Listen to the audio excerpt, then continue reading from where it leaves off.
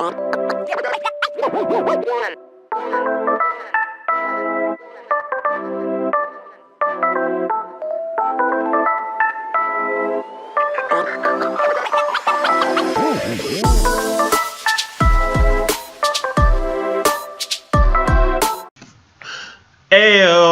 what is up, my people? How you been? How you doing? How's your week going so far? Wednesday, guys, hump day. You're almost there. Almost Friday, guys. We're almost to the end of the week. Hoorah, hoo, hoo, hoo. So, if you're new to the channel, welcome. If you're not, welcome back. And I should let you know, just in general, this is my channel, The Brink Stop, where the money drops off. I'm your host, the friendliest face in the game, the man of the hour, the boy, wonder himself, Kick-a-ching.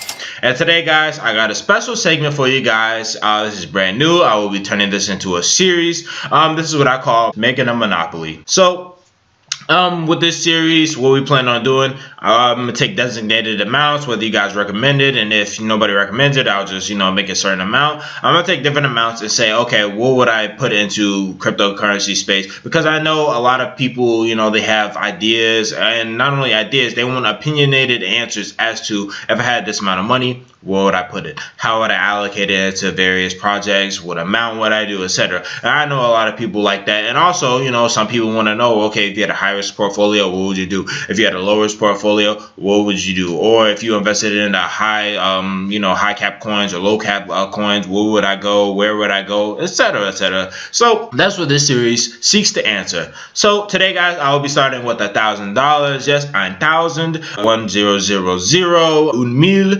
whatever you want, whatever language you want, I don't know, but yeah, $1,000, guys. So yeah, I guess we're just gonna get right into it. So I know you guys are probably curious. Yes, the first investment that I will be making is Bitcoin. Now, what I will be doing is $500 into BTC. I'm not saying that you should do this, but if you had 1,000, you might think about doing this. So, yes, 500 into BTC. Now, you're probably wondering, Kick-a-ching, why are you investing half of the money, half of the portfolio already, and putting that right into Bitcoin BTC? I'll tell you why. Bitcoin is the king of cryptocurrency. Not only is it the most common cryptocurrency, as in it's a household name, everybody knows about it. Pretty much everybody who is somebody and knows something about cryptocurrency, they either have and or use Bitcoin BTC. But on top of that, it is the safest investment and it has been around for the longest, aka it is the most reliable cryptocurrency. So whenever people talk about Bitcoin, whenever people hear about Bitcoin, when the news is great, all the news sources, what do? They talk about Bitcoin. They talk about, oh, will Bitcoin go to 20,000? Will it hit 50? What is the all-time high that it will make? When you hear about these giants in the investing spaces, or when you hear about people in the financial sector or technological sectors trying to get into cryptocurrency, what do they always talk about?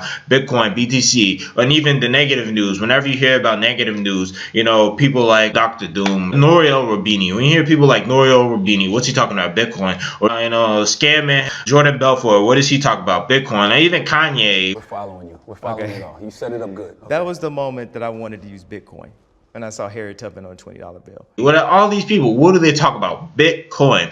You never hear them really. Okay, yeah, they do occasionally talk about XRP and Ripple. Sometimes they talk about Ethereum, but not frequently. Also Litecoin too. But outside of that, not really much is talked about into the other cryptocurrencies. But overall, I would say 80 to 90% of people, when it comes to mainstream media, news, social media, they're talking about Bitcoin. Unless they're into the cryptocurrency space, really well, like me, you, and everybody else. If they're not into it and they're just kind of on the outside or teetering on the edge, they're always talking about Bitcoin.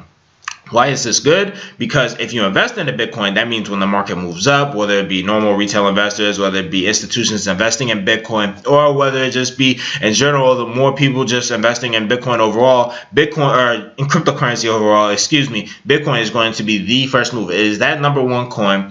And when people are getting into it, that's the first price that you will see continue to rise. Now, I'm not saying that other cryptocurrencies don't have a better chance of competing with Bitcoin or even making more gains or returns to Bitcoin. That's just to say that Bitcoin is that market maker, so to speak. So when we're looking for Bitcoin to return to $20,000, that's when we can say, okay, well, we know that these other cryptocurrencies and altcoins, they'll be also, going up to their all-time highs. Bitcoin has to move first in order for the other markets to move. Also, when we speak about Bitcoin, when we talk about financial institutions or just, institutional investors getting into cryptocurrency, they're going to be getting into, not only the top 10 coins, but they're going to pretty much be looking at the top 3 coins or so to get into. And of course, because Bitcoin again has been around for 10 years now, happy birthday Bitcoin, they're going to be getting into Bitcoin because it's the most stable and it will just continually make them returns. And if you look at, obviously, if you look at Bitcoin is down like what, 80-90% from its all-time high of 20,000 like currently, but if you look at Bitcoin's price since 2009, like the lows that it's had, it has continually increased every time. So from $3 to $300 to $3,000, etc., and now it's at $4,000. So that said, Bitcoin is the safest investment you can make. You can guarantee if everything else goes to zero, Bitcoin will be the last thing to go to zero. Let's just put it that way. And yeah, you might not be making the most money if you put it into Bitcoin, but if you really want a safe investment where you can think about, okay, well, I could definitely, make sure my money's there. I could just don't even need to worry about it. I don't have to look at it. Don't have to touch it, anything. Bitcoin will do that for you, and it might not be number one forever, but to the foreseeable future, for me at least, I see it as being number one. So 500 BTC. Next, what would I do? Out of all these right here, what we see, got my crystal ball. Just joking.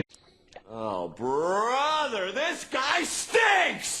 But I'll put 200 into ADA Cardano. Why would I put 200 into ADA Cardano? Well, the reason I'll put 200 into ADA Cardano, first, I'll read the description. Also, I'll let you guys know, as you see, there's different cryptocurrencies up in my tabs. So if you see those, you're probably, oh, those are the others. Yes, they are, but you don't know what amount. Aha.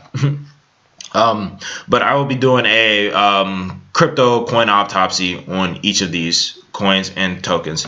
So Cardano is a decentralized public blockchain and cryptocurrency project and is fully open source. Cardano is developing a smart contract platform which seeks to deliver more advanced features than any protocol previously developed. So why do I like Cardano? I like Cardano because it is set up. It has not only is it consistent, as in it came out toward the end of 2017, and not only have they consistently held their position within the top 10, so that speaks wonders, because a lot of these coins, projects, tokens, once the bear market hit, the owners of the coins, they backed out. They took their money, they left. A lot of companies have been firing their employees. A lot of investors have been losing their money, and a lot of coins, all coins in general, have been getting delisted. But Cardano, that is not the case. So why do I like them? A, Charles Hoskinson. Charles Hoskinson, he's the man with the plan, the genius behind Cardano.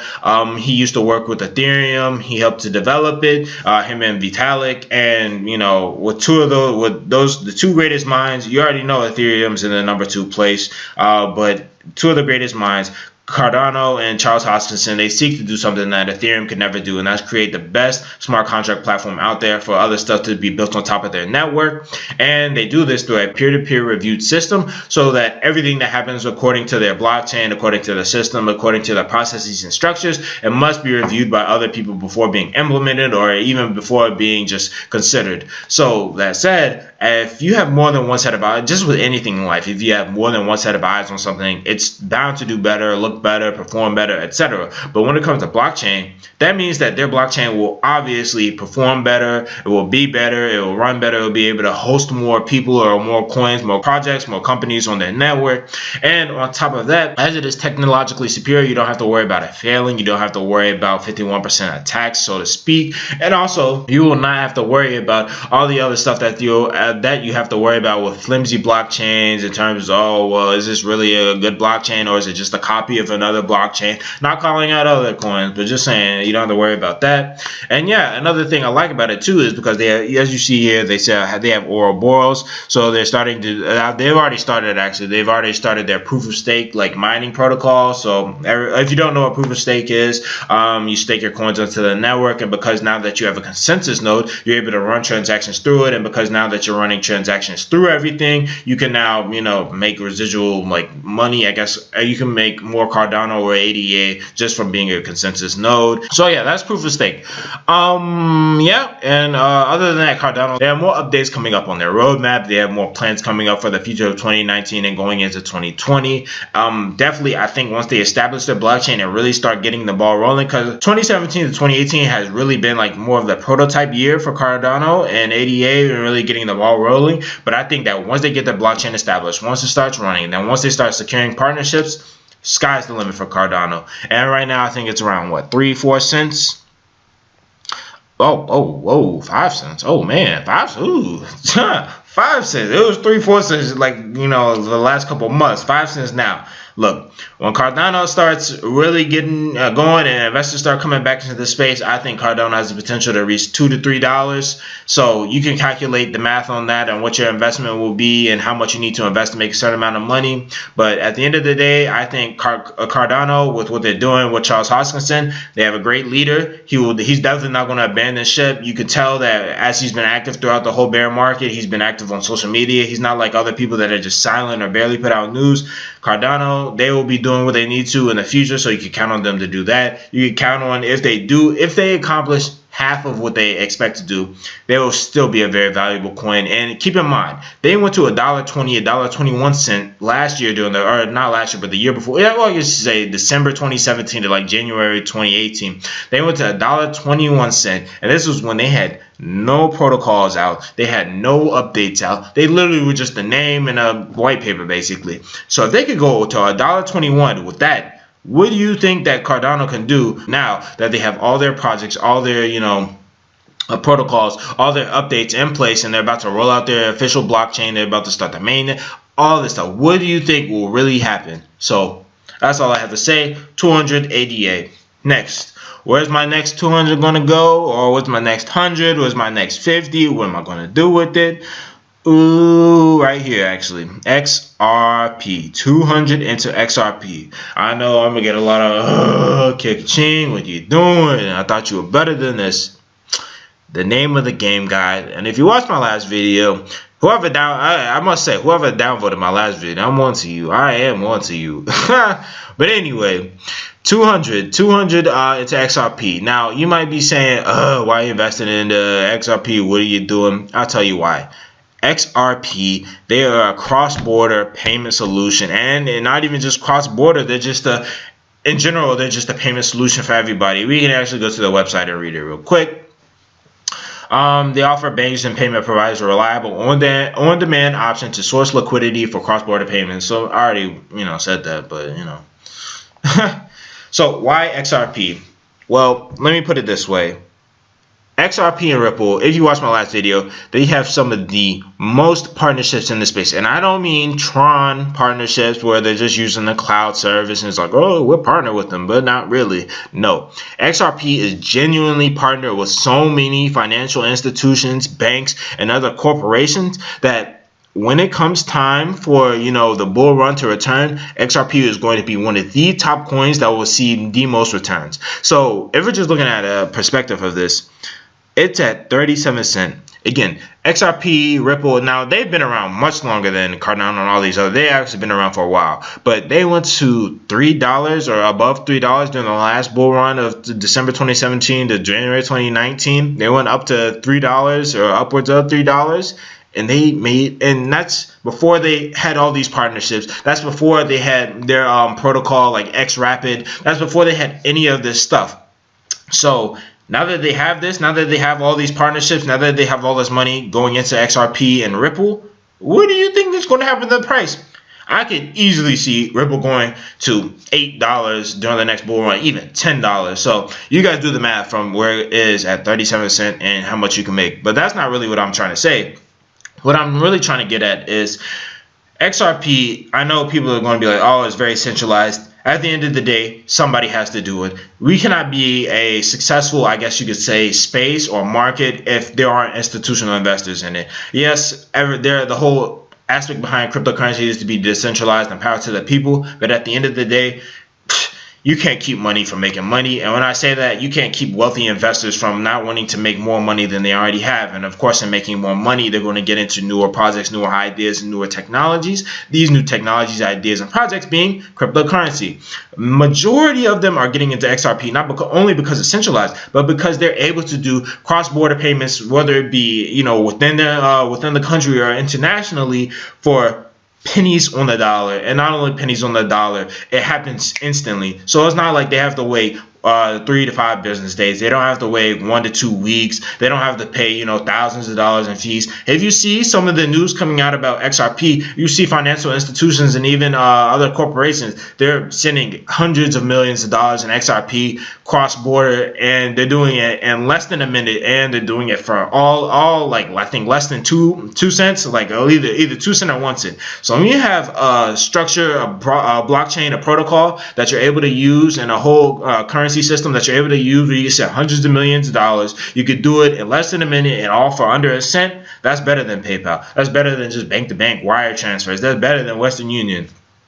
So XRP, they have, and also the other thing too, they have really gone at it. Like, I know the bear market has gotten to everybody, but that has not stopped XRP and Ripple from attaining their partnerships. They have really gotten after it during the bear market. And if they do this during the bear market, what do you think they do during the bull market when everybody's trying to say, oh, I need to put money in this, put money into this? They're definitely going to be just gaining more and more partnerships by the day. And they have poised themselves to really be number 2. If Ethereum does what they need to do, they'll be number 3. But if they don't, then they'll, you know, they've set themselves up to be the number 2 coin token. So looking to the foreseeable future, if you were to put $200 into XRP, you can guarantee that you'll be making a good amount of money, more than your $500 BTC investment would have made if that bull run does come, and if we do go up to $8 to $10 per, you know, XRP.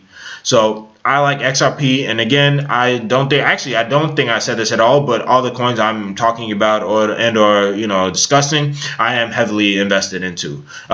This is not financial advice for you guys to do. Please do your own research, but you know, just keep that in mind. If you think, okay, well, if I did have this money, maybe I should consider doing this, and then, you know, do your own research into why you should do it on top of what I've told you. So 500 BTC, 200 ADA, 200 XRP. That leaves us with $900, $100 left. Where am I going to go? Will it be Tron? Will it be Bitcoin? Isn't that Bitcoin Cash SV? I was like, BSV. Is it going to be IOTA? Will it be NEO, XMR, XEM? Nope. It's going to be EOS, guys. Yep. EOS. EOS is a decentralized blockchain. I think that's literally what their website says. The most powerful infrastructure for a decentralized application. They're basically what EOS is going to do. They're not going to be like Cardano because they're not so technologically superior. But what they plan on doing is having a blockchain where everybody can use, basically like Ethereum. And they do want to be better than Ethereum. Why I like EOS, you guys, if you watched my last video, you already know. But if you don't, I like EOS because this was the biggest ICO ever. They raised $4 billion during their ICO. Again, what can you do with $4 billion? You could go off the face of the earth with $4 billion if we're being serious. But we're talking about cryptocurrency investing. $4 billion, what can you do with that? Even if you have the world's shittiest project, and I know, actually I'm not going to call up, you know, any coins, tokens, but if you were to take the shittiest project you could think of in the cryptocurrency space and put $4 billion in backing behind it, you could easily take that coin from being 1,000th place to in the top 10. And that is why EOS is in the top 10. And I'm not just saying it because, you know, oh, they have $4 billion, that's why. But they've also been securing their own partnerships. They've been having companies and corporations working on top of them. And when they have this, the way that they set everything up, okay, so I guess I'll get into the 2 aspects. So the first aspect is the $4 billion. When you have $4 billion, you can do anything. That's why Tron is still in the top 10. Then now Tron doesn't have $4 billion, but Tron has so much money, they're able to just flat out buy other businesses that could further facilitate the ease of use with their blockchain. As you see, Tron, they bought BitTorrent. Now they're going to be using the BitTorrent token. Doesn't make sense, but Tron, you see what they've done. They bought BitTorrent. Great move for them. So Tron, I don't know if they have, I think they might have $1 billion, but I don't know what it is. But EOS, imagine having $4 billion. You can easily buy this company to help you out and use that. You can easily buy this other company, whatever it might be. So with $4 billion, you can guarantee that they will be doing what they need to do in order to not only just acquire the right partnerships, but to just flat out buy companies that will help their blockchain, to progress their blockchain, and make sure that they are the #1 use or blockchain for decentralized applications. The next reason why I like EOS is because they've literally set up their platform to where anything you do on the platform, you have to distribute it to the users. So for instance,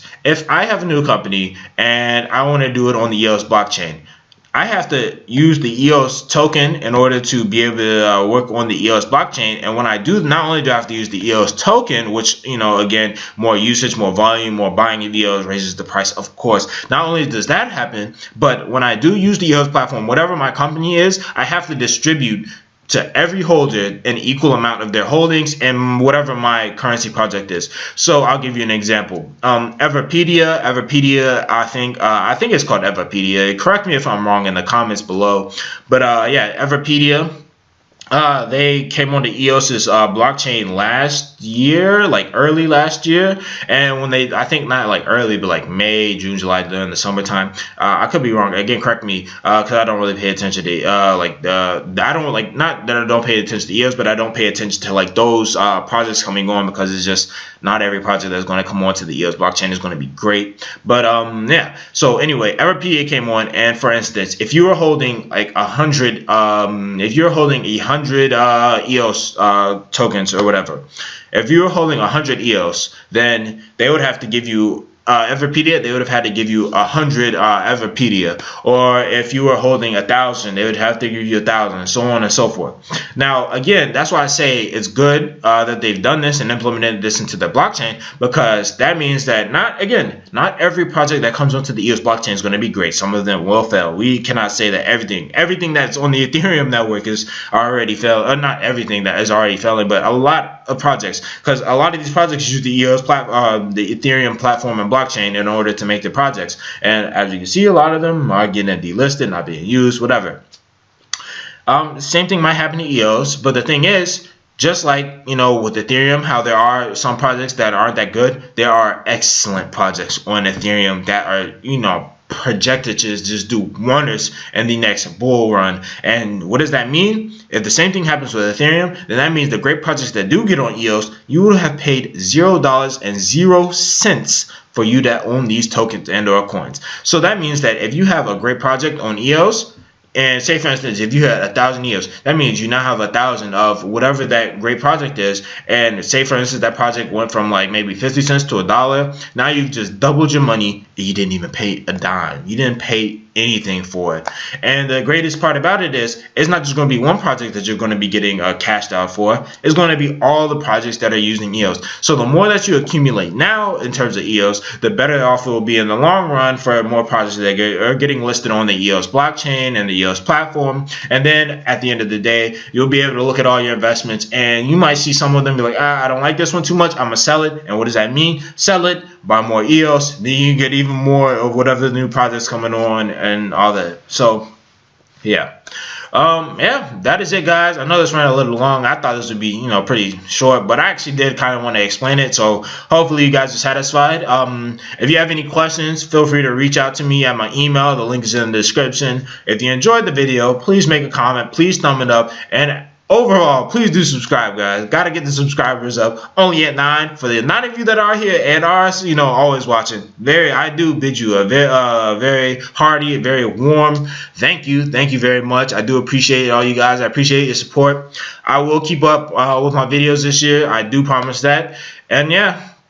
So yeah, guys, if you want the next Making a Monopoly series, you guys can tell me how much you want to be for that next video. And if not, I already have an idea for how much I'm gonna use, and I'm gonna definitely allocate it differently. And it's not going to be all different projects, but it's going to be a lot of different and unique projects. And I will also say that a lot of these projects that are going to be used, I will not be investing in. I have not invested in yet, so to speak, but they are good projects to look at, and they are good projects, and I will give my reasoning like I did today. So that is it, guys. Again, thank you for your time. I'll see you guys next time, and yeah.